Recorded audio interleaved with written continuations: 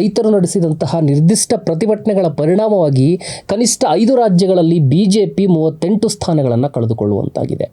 ಬಿಜೆಪಿಯು ಬಹುಮತ ಪಡೆಯದಂತೆ ಮಾಡುವಲ್ಲಿ ರೈತರ ಹೋರಾಟಗಳು ಪ್ರಮುಖ ಪಾತ್ರವನ್ನು ವಹಿಸಿವೆ ಎನ್ನುವಂಥದ್ದನ್ನು ಈ ಬಾರಿಯ ಲೋಕಸಭಾ ಚುನಾವಣೆಯ ಅಂಕಿಅಂಶಗಳು ಸಾಕ್ಷೀಕರಿಸಿವೆ.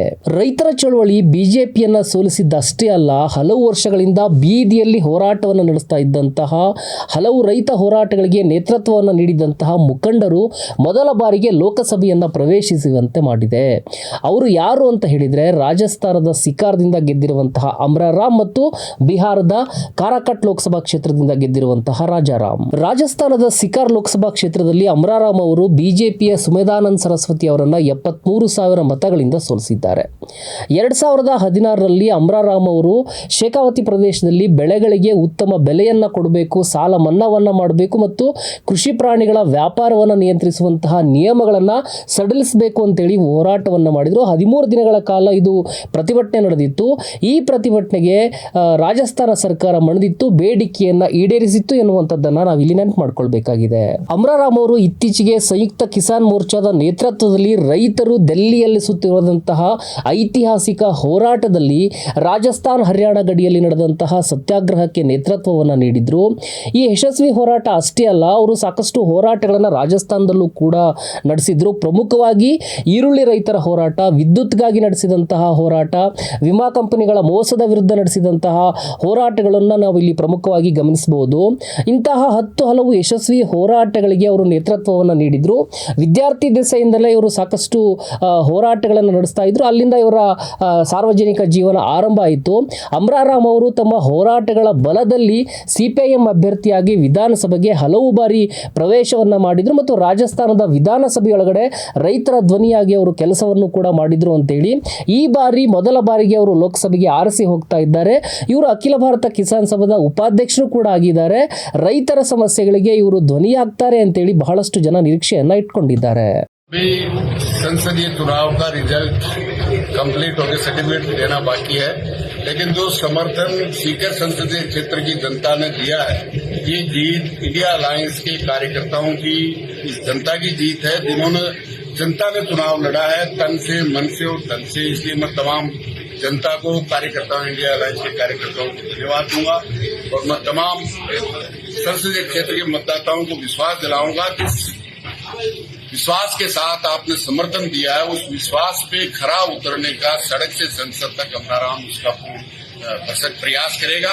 जिस तरह से 20 साल राजस्थान की विधानसभा में पूरे राजस्थान की जनता का हक और अधिकारों को आगे बढ़ाने का काम किया है, मैं समझता हूँ पूरे देश की आम आवाम की हक और अधिकारों की आवाज को आगे लेकर काम करेंगे.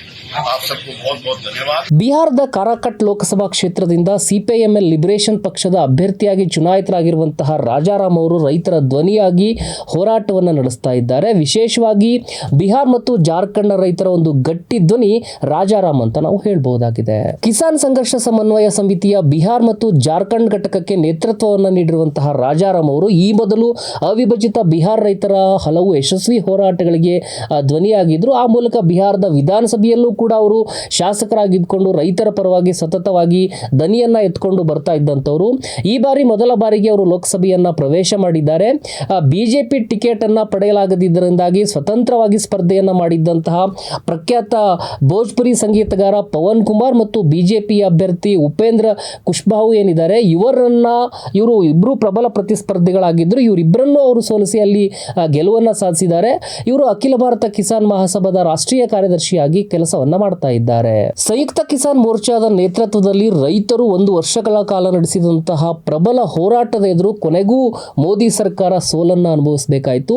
3 ರೈತ ವಿರೋಧಿ ಕರಾಳ ಕಾಯ್ದೆಗಳನ್ನು ಹಿಂತೆಗೆದುಕೊಳ್ತೇವೆ ಅಂತೇಳಿ ಪ್ರತಿಭಟನೆ ಸಂದರ್ಭದೊಳಗಡೆ ಅವರು ಆಶ್ವಾಸನೆಯನ್ನು ಕೊಡಿದ್ರು. ಇದು ಪ್ರಬಲ ಹೋರಾಟಕ್ಕೆ ಸಿಕ್ಕಂತಹ ಜಯ ಅಂತೇಳಿ ಆ ಸಂದರ್ಭದೊಳಗಡೆ ವಿಶ್ಲೇಷಣೆಯನ್ನು ಕೂಡ ಮಾಡಲಾಗಿತ್ತು. ಆಗ ಕಾಯ್ದೆಗಳನ್ನು ವಾಪಸ್ ಪಡಿತೇವೆ ಅಂತೇಳಿ ವಚನವನ್ನು ನೀಡಿದಂತಹ ಮೋದಿ ಸರ್ಕಾರ ವಚನದ್ರೋಹಿಯಾಗಿದೆ. ಕನಿಷ್ಠ ಬೆಂಬಲ ಬೆಂಬಲ ಬೆಲೆ ಕುರಿತಂತೆ ಕಾನೂನು ತರೋದಕ್ಕೆ ಮತ್ತಿತರ ಬೇಡಿಕೆಗಳನ್ನು ಈಡೇರಿಸದೆ ಈಗ ಸುಮ್ಮನೆ ಕುಳಿತು ರೈತರೊಟ್ಟಿಗೆ ಚೆಲ್ಲಾಟವನ್ನು ಆಡ್ತಾ ಇರುವಂತದ್ದನ್ನ ನಾವು ಗಮನಿಸ್ತಾ ಇದ್ದೀವಿ. ಇನ್ನೊಂದು ದುರಂತ ಏನು ಅಂತ ಹೇಳಿದ್ರೆ, ಈ ಬಾರಿಯ NDA 3 ಸಚಿವ ಸಂಪುಟದಲ್ಲಿ ಶಿವರಾಜ್ ಸಿಂಗ್ ಚೌಹಾಣ್ ಅವರನ್ನ ಕೃಷಿ ಮತ್ತು ರೈತ ಕಲ್ಯಾಣ ಮಂತ್ರಿಯನ್ನಾಗಿ ನೇಮಕ ಮಾಡಿರುವಂತದ್ದು. ಇದು ರೈತರಿಗೆ ನೀಡಿದಂತಹ ವಚನಗಳನ್ನ ಪಾಲನೆ ಮಾಡೋದಿಲ್ಲ ಬಿಜೆಪಿ ಸರ್ಕಾರ ಅಥವಾ NDA ಸರ್ಕಾರ ಎನ್ನುವಂತಹ ಸಂಕೇತವನ್ನು ಸೂಚಿಸ್ತಾ ಇದೆ. ಯಾಕೆ ಅಂತ ಹೇಳಿದ್ರೆ, ಶಿವರಾಜ್ ಸಿಂಗ್ ಅವರು ಮಧ್ಯಪ್ರದೇಶದ ಮುಖ್ಯಮಂತ್ರಿ ಆಗಿದ್ದಂತಹ ಸಂದರ್ಭದಲ್ಲಿ ಮಂದಸೌರ್ ಅನ್ನುವಂತಹ ಒಂದು ಪ್ರದೇಶದೊಳಗಡೆ ಜೂನ್ 6, 2017 ರೈತರ ಮೇಲೆ ಗೋಲಿಬಾರನ್ನು ನಡೆಸಿದ್ರು. ಈ ಗೋಲಿಬಾರ್ನಲ್ಲಿ 6 ರೈತರು ಹುತಾತ್ಮರಾಗಿದ್ರು, 6 ರೈತರು ಬಲಿಯಾಗಿದ್ರು ಎನ್ನುವಂಥದ್ದನ್ನ ಈ ಸಂದರ್ಭದೊಳಗಡೆ ನಾವು ನೆನಪಿಸಿಕೊಳ್ಬೇಕಾಗಿದೆ.